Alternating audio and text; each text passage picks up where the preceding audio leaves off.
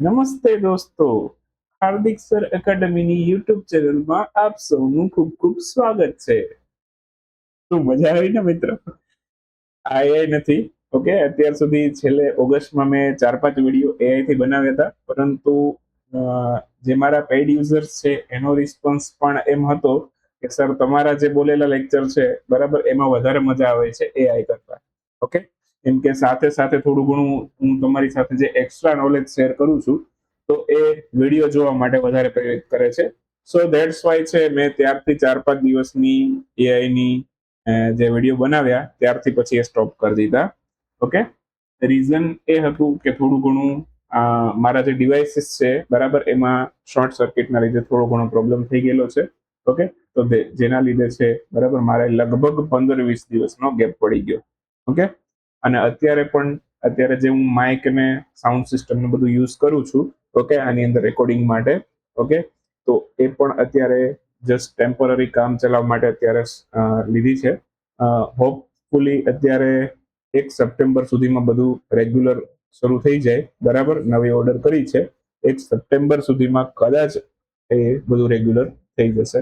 તો અત્યારે ટેમ્પરરી એક રસ્તો કાઢ્યો છે સાઉન્ડ સિસ્ટમ માટે બરાબર. 2 અલગ અલગ સોર્સમાંથી રેકોર્ડિંગ કરીને કમ્બાઈન કરીએ છીએ, એ રીતે આપણે કરીએ છીએ અત્યારે.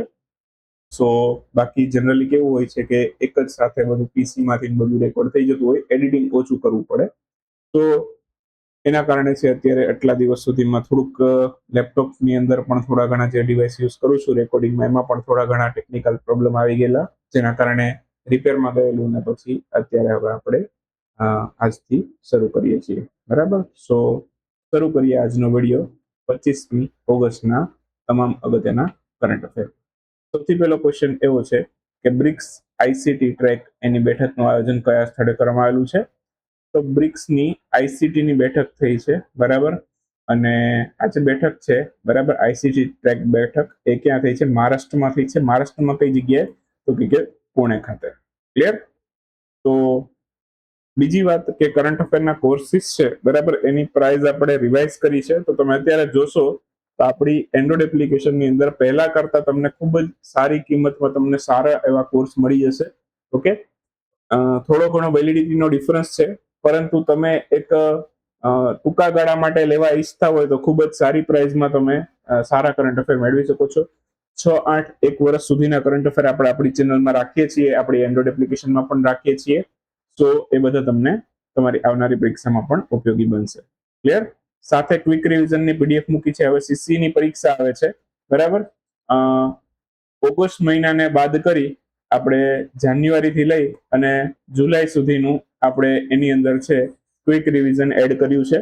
ઓકે, જાન્યુઆરી પહેલાના પણ થોડા ઘણા પોઈન્ટ લીધા છે અમુક ટોપિકમાં, તો એ બધું તમે છે વાંચશો બરાબર, એટલે તમને આઈડિયા આવી જશે. ક્લિયર?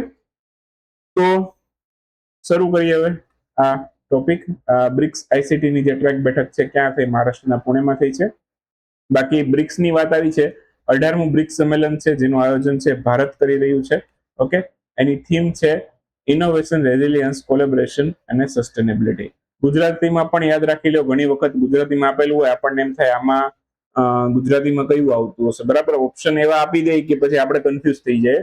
તો નવાચાર, લચીલાપન, સહયોગ અને સ્થિરતા, આ એની ગુજરાતી ટ્રાન્સલેશન છે બરાબર. એ પણ યાદ રાખી લેજો. ઓકે, કેમ કે હમણાં વાયરલેસ પીએસઆઈ નું પેપર ગયેલો લગભગ, તો એમાં એક સીબીઆઈ નો ઉદ્દેશ કેવું કંઈક પૂછેલું હતું, હેતુ કે ઉદ્દેશ. ઓકે, તો એમાં બધું ગુજરાતીમાં. હા, ઘણા કોઈ લોકો હોય ઇંગ્લિશમાં યાદ રાખેલું હોય પણ એને ગુજરાતીમાં શું કહેવાય એ ખબર ના હોય, તો એ તમે ઓપ્શન જોશો તમે એ ક્વેશ્ચનમાં, એટલે તમને આઈડિયા આવી જશે. કેવાય બંધારણનો ક્વેશ્ચન એ બરાબર, કેમ કે બંધારણમાં પણ એક સીબીઆઈ સંસ્થા છે, એક બંધારણની અંદર આવતી એક સંસ્થા તરીકે. બંધારણીય સંસ્થા નથી પણ વૈધાનિક સંસ્થા ને એવું બધું બંધારણના ટોપિકમાં છે. વૈધાનિક સંસ્થા, બિન વૈધાનિક સંસ્થા, એવું બધું આપણા બંધારણના ટોપિકમાં છે. ઓકે, તો એ હેતુથી એને ત્યાં સીબીઆઈ મૂકેલું હતું બરાબર. તો એ યાદ રાખજો બરાબર. બાકી કરંટ અફેરની દ્રષ્ટિએ પણ એને કાઉન્ટ કરી શકો, કેમ કે સીબીઆઈ ન્યૂઝમાં રહેતું જ હોય છે બરાબર. એક બીજો ક્વેશ્ચન હતો સીબીઆઈ નો, ચેટબોટ પૂછ્યો તો અભય બરાબર. તો એ પણ યાદ રાખજો, સીબીઆઈ નો ચેટબોટ અભય. ઓકે, આવા ચેટબોટ ને એવું બધું આપણે ઓપ્શનમાં લેતા જ હોઈએ છીએ, પણ જસ્ટ ખાલી આ તો ક્વેશ્ચન પૂછાયેલો હતો, કરંટ અફેરનો ક્વેશ્ચન છે એટલે તમને રિવાઇઝ કરાવું છું. ઓકે, બાકી આઈસીટી નું ફૂલ ફોર્મ પૂછી શકે તમને, ઇન્ફોર્મેશન એન્ડ કમ્યુનિકેશન ટેકનોલોજી, માહિતી અને સંચાર ટેકનોલોજી ગુજરાતીમાં આપણે કહીએ તો એવું થાય. ઓકે, બાકી સાયબર સુરક્ષામાં માનવ સંસાધનને બહેતર બનાવવા માટે national institute of electronic and information technology છે, બરાબર, એમના દ્વારા સાયબર કુસ્તી નામના એક એક્સરસાઇઝનું આયોજન કરવામાં આવેલું હતું. બ્રિક્સની વાત કરીએ, 2006માં બન્યું, 2010માં સાઉથ આફ્રિકા જોડાયું ત્યારથી બ્રિક્સ બન્યું. એકચ્યુઅલમાં જ્યારે 2006માં સ્થપાયું ત્યારે બ્રિક નામથી ઓળખાતું હતું. 2006માં બન્યું ત્યારે સાઉથ આફ્રિકા 10માં જોડાયું, પછી એને પાછળ એસ લગાડી દીધો, બ્રિક્સ થઈ ગયું. ક્લિયર? તો આખા બ્રિક્સના ઓરિજિનલ 5 મેમ્બર છે કોણ છે અત્યારે? Brazil, India, Russia, China, south Africa. Clear? આ બ્રિક્સના ઓરિજિનલ 5 મેમ્બર છે. પાછળથી બીજા 4-5 જોડાયા, બરાબર, પણ એને અત્યારે આપણે ફોકસ નથી કરતા. અત્યારે ટોટલ 9 કે 10 મેમ્બર છે બ્રિક્સની અંદર. ઓકે, તો એ યાદ રાખજો. ચલો એ પણ કહી દઉં તમને, બરાબર, બ્રિક્સના જે બધા સભ્ય દેશો છે એના પણ નામ કહી દઉં અત્યારે કેટલાક. તો આપણને 5 તો ખબર જ છે. Okay, Brazil, Russia, India, China, south Africa. Okay, ત્યારબાદ બાકીના યાદ રખાવું તો છેલ્લે જે લેટેસ્ટ 2024માં જોડાયા, બરાબર, એ બધા દેશો કહું તો એમાં ઇજિપ્ત આવે, ઓકે, પછી ઇથોપિયા આવે, ઓકે, ઈરાન પણ 24માં આવ્યું, અને સાઉદી અરેબિયા પણ 24માં આવેલું. ઓકે, ત્યારબાદ યુએઈ, અને 2025માં લેટેસ્ટ બન્યું ઇન્ડોનેશિયા. બરાબર, તો આ બધા છે ટોટલ આટલા બ્રિક્સના સભ્ય દેશો છે, બરાબર, એ બધાને આપણે યાદ રાખવાના છે. ક્લિયર? ચાલો, બાકી બ્રિક્સ દેશોની બેંક છે એને પણ યાદ રાખી લો. ઓકે, ન્યૂ ડેવલપમેન્ટ બેંક છે. ઓકે, એનું હેડક્વાર્ટર ક્યાં આવેલું છે? શંઘાઈમાં આવેલું છે. ઓકે, બાકી આ એનડીબી ની સ્થાપના ક્યારે થઈ એવું પણ પૂછી શકે તમને, તો એનડીબી ની સ્થાપના પણ યાદ રાખી લેજો. તો એનડીબી ની સ્થાપના છે, બરાબર, એ 2014માં થઈ હતી. તો એ પણ સાથે સાથે યાદ રાખજો. ક્લિયર?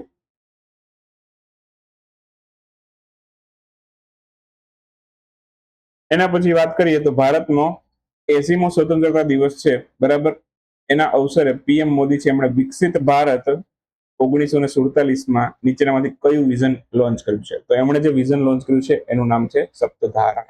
તો ઓપ્શન સી આપણો જવાબ થશે. હાલમાં જ મોદી સાહેબ છે એમણે 80મો સ્વતંત્રતા દિવસ હતો આપણો 15 ઓગસ્ટ 2026ના રોજ. તો એમાં વિકસિત ભારત @2047માં સપ્તધારા નામનું વિઝન લોન્ચ કર્યું છે. ઓકે, અહીંયા પ્રથમ વખત દિલ્હીના લાલ કિલ્લા ઉપરથી વંદે માતરમ ગાવામાં આવ્યું છે. આ એક ઐતિહાસિક મોમેન્ટ છે, એને પણ યાદ રાખજો. ઓકે, તો કયા વર્ષે અથવા તો કેટલામાં સ્વતંત્રતા દિવસના અવસર ઉપર ગાયું? તો કે 80માં સ્વતંત્રતા દિવસ અવસર ઉપર ગાયું. હા, વંદે માતરમની રચના કોણે કરી એવું પૂછે તો બંકિમચંદ્ર ચેટર્જીએ કરી છે. કેમાંથી કરી છે? તો કે કઈ કૃતિમાંથી લેવામાં આવી છે? એમની આનંદ મઠ નામની કૃતિમાંથી. આ રાષ્ટ્રગીત છે, રાષ્ટ્રગીતની પણ વાત કરી લઈએ. રાષ્ટ્રગીત છે વંદે માતરમ છે, રાષ્ટ્રગાનની વાત કરી લઈએ જનગણ મન. ઓકે, એ શેમાંથી લેવામાં આવેલું છે? ગીતાંજલિમાંથી લીધું છે. આ કોણે લખ્યું છે? તો કે રવિન્દ્રનાથ ટાગોરની કૃતિમાંથી લીધેલું છે. રવિન્દ્રનાથ ટાગોરને ગીતાંજલિ માટે 1913માં મળ્યો હતો નોબેલ પ્રાઇઝ. ઓકે, શેના માટે? સાહિત્ય માટે મળ્યો હતો. તો એ પણ આપણે યાદ રાખશું. તો આ બધી એક્સ્ટ્રા ઇન્ફોર્મેશન છે જે તમારે યાદ રાખતી જવાની છે. ઓકે, જે બોલું છું એ બધું મગજમાં ઉતારતું જવાનું છે, સાથે સાથે વિડીયો પણ જોતો જવાનો છે, અને એ બધું મગજમાં ઉતારતું જવાનું છે. હવે સપ્તધારાની વાત કરીએ ત્યારે, તો સપ્તધારામાં 7 વિઝન લીધા છે. 7 વિઝન યાદ રાખવાના છે. એમાંથી કયું નથી એવો ક્વેશ્ચન આવશે તો એમાં 7 કયા છે એ ખબર હશે ત્યારે તમને કયું નથી એ તમે ઓળખી શકશો. તો સોફ્ટ પાવર, ઓકે, પછી છે ગ્રીન અને બ્લુ ઇકોનોમી, મેન્યુફેક્ચરિંગ પાવર, કૃષિ અને ફૂડ પ્રોસેસિંગ, ટેકનોલોજી અને ઇનોવેશન, ગતિશક્તિ અને રક્ષા શક્તિ. બરાબર, તો સોફ્ટ પાવર, ઓકે, જે આપણો સાંસ્કૃતિક પાવર છે, બરાબર, આપણી જે પરંપરાઓ છે એ બધો સોફ્ટ પાવરની અંદર આવે છે. પછી રક્ષા શક્તિ એટલે હાર્ડ પાવરની અંદર આવે છે. ગતિશક્તિ, રક્ષા શક્તિ બધું એની અંદર આવે. ઇનોવેશન, ટેકનોલોજી, ફૂડ અને પ્રોસેસિંગ, મેન્યુફેક્ચરિંગ પાવર, અને બ્લુ ઇકોનોમી એટલે કે જે માછલી પાલનની ઉત્પાદન ક્ષમતા છે જેમાં ભારત આપણે આગળ છે.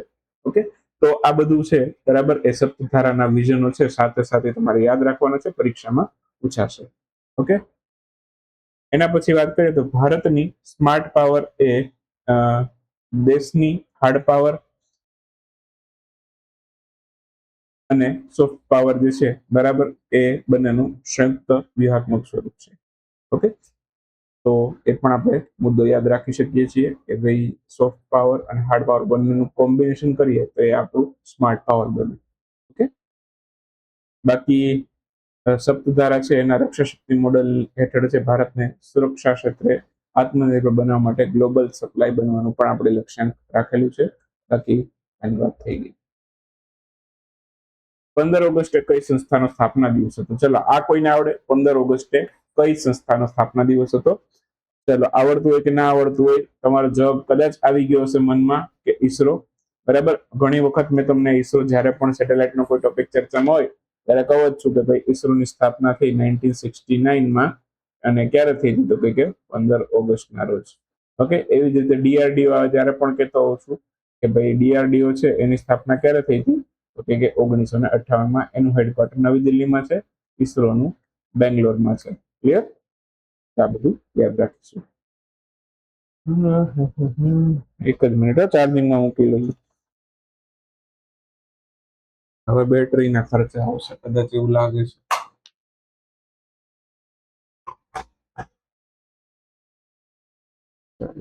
હમણાંથી તો ખર્ચામાં જ જઈએ છીએ આપણે. હાલો, તો ઈસરો છે ઓકે, એની વાત કરતા હતા આપણે. તો સ્થાપના પહેલા સંશોધન માટે જે છે ઈસરોની સ્થાપના થઈ એ પહેલા 1962માં ભારતીય અંતરિક્ષ અનુસંધાન સમિતિની રચના થઈ હતી. બરાબર, જેને ઇનકોસ્પર નામથી ઓળખવામાં આવતી હતી. 1962માં જ્યારે 1969માં સ્થાપના થઈ પહેલા એક સમિતિ બની આના માટે, અને પછી એ સમિતિની મંજૂરીથી છે આગળ જતા ઈસરો બની 1969માં. બરાબર, હેડક્વાર્ટર કર્ણાટકના બેંગ્લોરમાં જ રાખ્યું છે. પ્રથમ અધ્યક્ષ એના વિક્રમ સારાભાઈ હતા. હાલના અધ્યક્ષ બી નારાયણ છે, બધાને ખબર છે. તો પ્રથમથી લઈ અત્યાર સુધીના અધ્યક્ષ મેં તમને કરાવી દીધા છે. ઓકે, આ ઉપરાંત વાત કરીએ તો ખાસ એનું પ્રસિદ્ધ લોન્ચ પેડ સેન્ટર હોય તો આંધ્રપ્રદેશના શ્રી હરિકોટા ખાતે આવેલું Satish Dhawan space centre. Okay, બાકી ભારતનો પ્રથમ ઉપગ્રહ છે આર્યભટ્ટ હતો, એ યાદ રાખીશું આપણે, જે 1975માં 19 એપ્રિલે લોન્ચ થયેલો.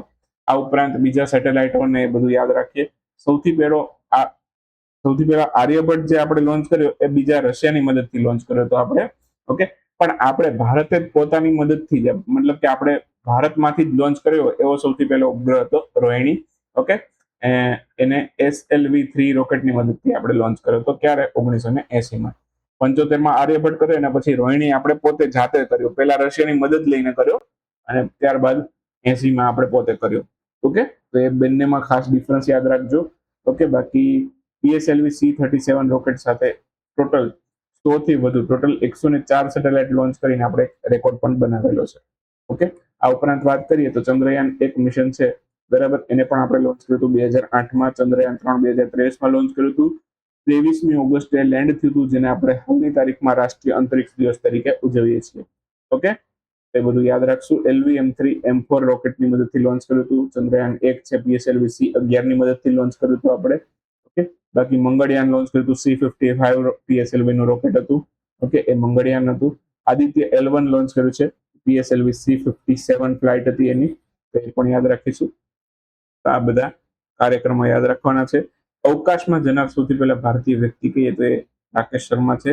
1984માં સોવિયત યુનિયનની મદદથી ગયેલા હતા, મતલબ કે રશિયાની મદદથી ગયા હતા એવું પણ ચાલે કયો તો, અને સોવિયત યુનિયનની મદદથી ગયા હતા એવું કયો તો પણ ચાલે. પણ એ સમયે સોવિયત યુનિયન હતું એટલે ત્યારે સોવિયત યુનિયન લખીએ છીએ આપણે. હાલમાં ભારતના કયા રાજ્યમાં એશિયાની પ્રથમ રેગિસ્તાન નાઇટ સફારી એટલે કે રણ સફારી જે છે અને ઝૂઓલોજીકલ પાર્ક આ બંને સ્થાપનાની જાહેરાત કરવામાં આવી છે? તો આ જે છે એશિયાની સૌથી પહેલી, બરાબર, રેગિસ્તાન નાઇટ સફારી અને ઝૂઓલોજીકલ પાર્ક છે, બરાબર, એ હાલમાં જ ગુજરાત રાજ્યમાં શરૂ કરવામાં આવી છે. આન્સર આવશે ગુજરાત. ઓપ્શન બી આપણો આન્સર બનશે. તો ગુજરાતમાં કયા સ્થળે છે? ગુજરાતની વાત આવે ત્યારે આપણે જિલ્લો અને સ્થળ યાદ રાખવું જરૂરી છે, કેમ કે જ્યારે પણ ગુજરાત રાજ્યમાંથી ક્વેશ્ચન કાઢે છે હવે, ત્યારે કયા રાજ્યમાં છે એવું નથી પૂછતા. આપણા ગુજરાતમાં હોય એટલે સીધા જિલ્લા નથી પૂછતા, હવે તો સીધું સ્થળ મૂકી દે છે. બરાબર, તો સ્થળ ગામડું જે પણ હોય યાદ રાખીશું. ડીસા. ડીસામાં સૌથી પહેલી એશિયાની પ્રથમ રેગિસ્તાન નાઇટ સફારી એટલે કે રણ સફારી અને ઝૂલોજિકલ પાર્ક શરૂ થવાનો છે ત્યાં બનાસકાંઠાના ડીસા જિલ્લામાં. હવે ડીસા ક્યાં આવ્યું તો કે બનાસકાંઠા જિલ્લા. આપણે બધું જ યાદ રાખવાનું છે. જીવજંતુ પ્રાણીઓ ટોટલ 83 જેટલી પ્રજાતિઓ છે. ઓકે, આ ભારત અને એશિયાની પ્રથમ રેગિસ્તાન નાઇટ સફારી હશે જે પ્રવાસીઓને રાત્રિના સમયે રણ જોવા માટે એક વિશેષ પ્રકારની તક આપશે. બનાસકાંઠાનું હેડક્વાર્ટર કહીએ તો પાલનપુર છે. અત્તર અને નવાબોના શહેર તરીકે ઓળખાય છે. બનાસકાંઠાની વાત કરીએ તો બટાટાના ઉત્પાદન માટે જાણીતું છે અને બટાટા સંશોધન કેન્દ્ર પણ અહીં આવેલું છે બનાસકાંઠામાં. ભૂગોળની દ્રષ્ટિએ આ બધા પ્રશ્ન પૂછી શકે. કેની દ્રષ્ટિએ? ભૂગોળની દ્રષ્ટિએ. બરાબર, સીસી આવે જ છે તમારી, ભૂગોળની દ્રષ્ટિએ ક્વેશ્ચન પૂછી શકે છે.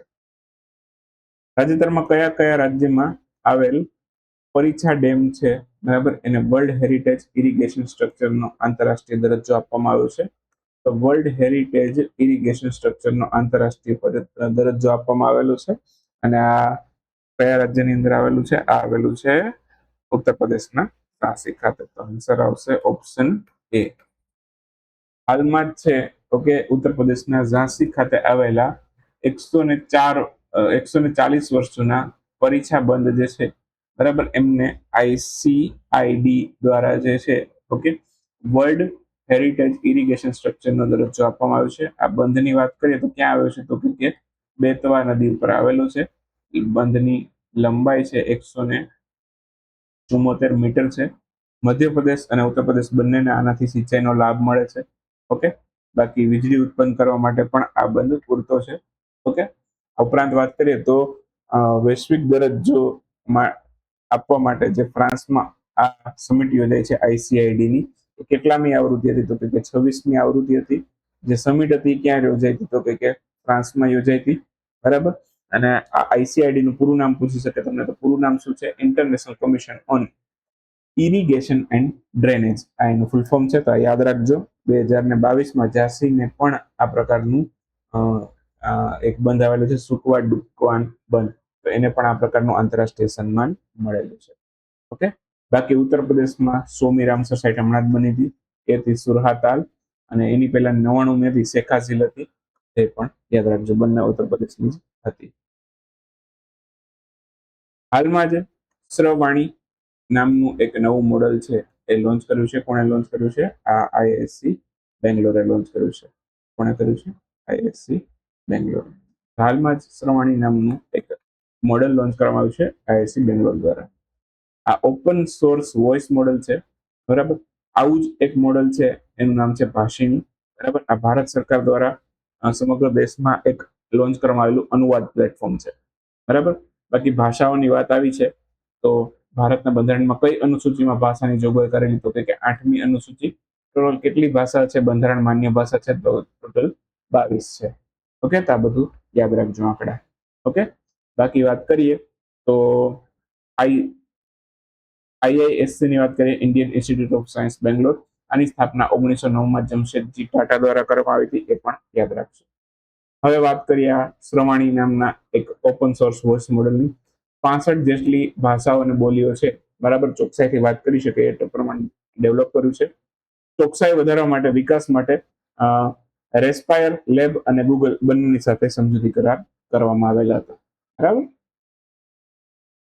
હાલમાં ચર્ચામાં રહેલ 54 દેશોની યાત્રા કરનારી સૂર્યપથ તિરંગા ગ્લોબલ રિલે, આની શરૂઆત કયા દેશમાંથી થઈ? આ થઈ ફિજીમાંથી. તો હાલમાં જ સૂર્યપથ તિરંગા ગ્લોબલ રિલે નામની આ એક યાત્રા છે એ ફિજીથી શરૂ થઈ. હર ઘર તિરંગા અભિયાન હેઠળ આને શરૂ કરવામાં આવી. ઓકે, પૂર્વથી પશ્ચિમ દિશા તરફ આ પ્રવાસ કરશે. પ્રારંભ થયો ફિજીથી, અંત આનો થશે અમેરિકાના સેન ફ્રાન્સિસ્કોમાં. ફિજીથી શરૂઆત કરી, ત્યાંની રાજધાની સુવા છે. સુવાથી શરૂઆત કરી, સાન ફ્રાન્સિસ્કોએ એન્ડ થશે આખી યાત્રા. ક્લિયર? બાકી સ્વતંત્ર ભારતનો સૌથી પહેલો રાષ્ટ્રધ્વજ છે, કોણે ડિઝાઇન કર્યો? વેંકૈયા પિંગલીએ ડિઝાઇન કર્યો. ઓકે, તે પણ યાદ રાખીશું. બાકી ભારતના રાષ્ટ્રધ્વજને અપનાવ્યો ક્યારે? એ પણ યાદ રાખવા જેવો મુદ્દો. 22 જુલાઈ 1947ના રોજ અપનાવવામાં આવ્યો હતો ભારતના રાષ્ટ્રધ્વજને. એને આપણે ઝંડા અંગીકાર દિવસ તરીકે ઉજવીએ છીએ. ભારતના રાષ્ટ્રધ્વજને લંબાઈ પહોળાઈનો ગુણોત્તર પૂછી શકે, લંબાઈ અને પહોળાઈ. તો એ કેટલો છે? 3:2. આને પણ પૂછી શકે તમને, ઘણી વખત પરીક્ષામાં પૂછે છે. પણ આ બધા ક્વેશ્ચન જૂના થઈ ગયા, ચવાઈ ગયેલા ક્વેશ્ચન છે, એટલે આવા સરકાર નથી પૂછતી. બરાબર, તે ધ્યાનમાં રાખજો. આપણે વેલ નોન વધારે પ્રિપેર થવું પડે હવે જે પરીક્ષાઓ આવે છે. જુલાઈ 2026 ના આંકડા પ્રમાણે ભારે ઉદ્યોગ મંત્રાલયના રિપોર્ટ અનુસાર ભારતમાં સૌથી વધારે ઈ વાહન ચાર્જિંગ સ્ટેશન ક્યાં છે? ટૂંકમાં ઇલેક્ટ્રિક વ્હીકલને ચાર્જ કરવાના સ્ટેશન. ઓકે, એ ક્યાં, કયા રાજ્યમાં સૌથી વધારે છે? તો એ છે મહારાષ્ટ્રમાં સૌથી વધારે છે. તો હવે ઇલેક્ટ્રિક વ્હીકલ કાઢ્યા છે, બરાબર, તો એના ચાર્જિંગ સ્ટેશન પણ ઊભા કરવા પડશે. ઓકે, જેમ સીએનજી માટે ગેસ પંપની વ્યવસ્થા થાય છે, ઓકે, પણ હજી પણ લાઈનો લાગે છે. ઓકે, તો એ જ પ્રમાણે ઈવીમાં પણ થવાનું છે. હવે ઈવીમાં તો એવું નથી કે 5 મિનિટમાં પેટ્રોલ ભરાઈ ગયું તમે નીકળી ગયા. ઓકે, ઈવીમાં તમારે 1 કલાક ચાર્જિંગમાં રાખવી પડે, તો એ પ્રમાણે એ જગ્યાએ છે, બરાબર, ચાર્જિંગ સ્ટેશનો હોવા જોઈએ અને એ બધું છે. ક્લિયર? તો મહારાષ્ટ્ર પહેલા ક્રમે છે, ઓકે, કર્ણાટક બીજા ક્રમે છે. ઓકે, બાકી સમગ્ર ભારતની અંદર ટોટલ કેટલા ચાર્જિંગ સ્ટેશન છે? 52,718. આવે કેટલા કાર્યરત હોય, કેટલા બંધ થઈ ગયા, કેટલા ચાલુ છે, એ વસ્તુ અલગ છે આખી, બરાબર, પણ એટલા છે અત્યારે ભારતમાં. કર્ણાટક બીજા ક્રમે છે, પહેલા ક્રમે મહારાષ્ટ્ર છે. ઓકે, એ બધું યાદ રાખજો. હા, બીજી વાત કે ઇલેક્ટ્રિક વ્હીકલના પ્રમોશન માટે એક યોજના ભારત સરકારે શરૂ કરી છે, પીએમ ઈ ડ્રાઈવ યોજના.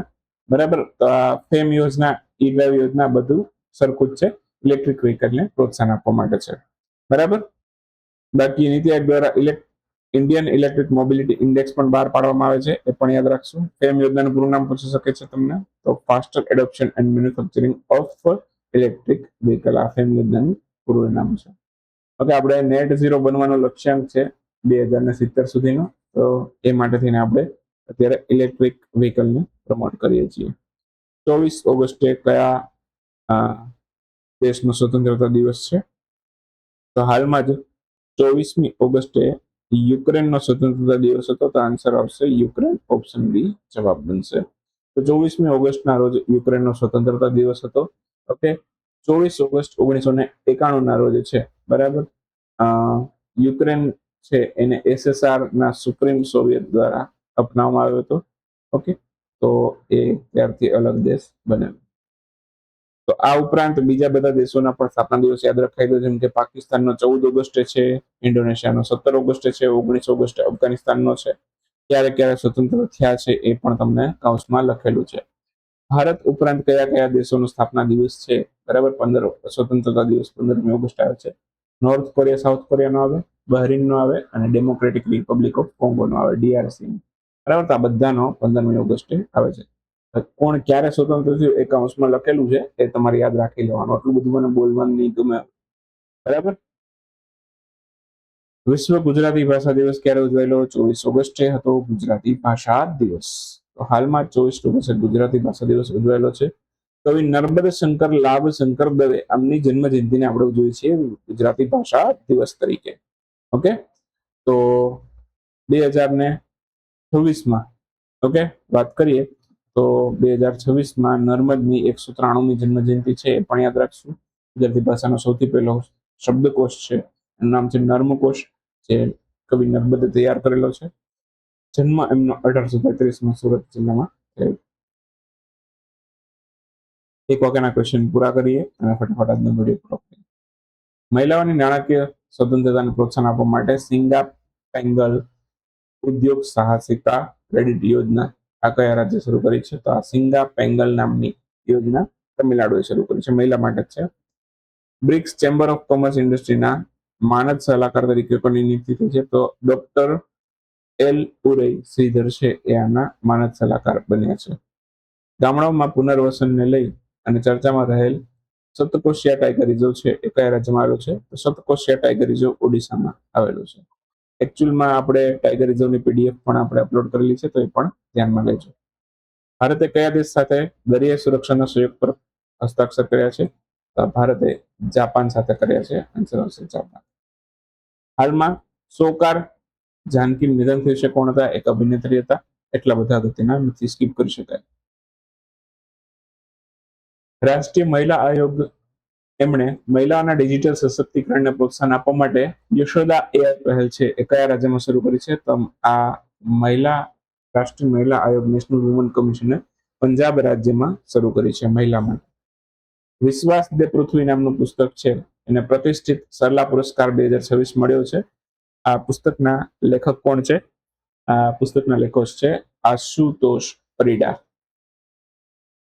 કેન્દ્રીય મંત્રીમંડળે કયા કેન્દ્ર શાસિત પ્રદેશમાં હાઈકોર્ટમાં કાયમી બેઠક સ્થાપિત કરવા અંગેની મંજૂરી આપી છે? તો આ લદ્દાખમાં કરી છે. કાયમી હાઈકોર્ટ ત્યાં સ્થપાઈ શકે છે. ભારતનો પહેલો મોટા પાયે બાયોપોલિમર પ્લાન્ટ છે કયા રાજ્યમાં શરૂ કરવામાં આવશે? આ ઉત્તર પ્રદેશમાં થશે. હાલમાં કઈ ભારતીય સાર્વજનિક તેલ કંપની છે એને મોરિશિયસ સ્ટેટ ટ્રેડિંગ કોર્પોરેશન સાથે 5 વર્ષીય ઇંધણ આપૂર્તિ સમજૂતી માટે કરાર ઉપર હસ્તાક્ષર કર્યા છે? તો આ IOCL કરે છે. સ્વિટ્ઝરલેન્ડમાં ભારતના નવા રાજદૂત કોણ બન્યા છે? તો સોમેન્દુ બાગચી બન્યા છે. અને આ સાથે જ આપણે અહીંયા આજનો 25મી ઓગસ્ટનો વિડીયો સમાપ્ત કરશું. મળશું 26મી ઓગસ્ટના વિડીયોમાં.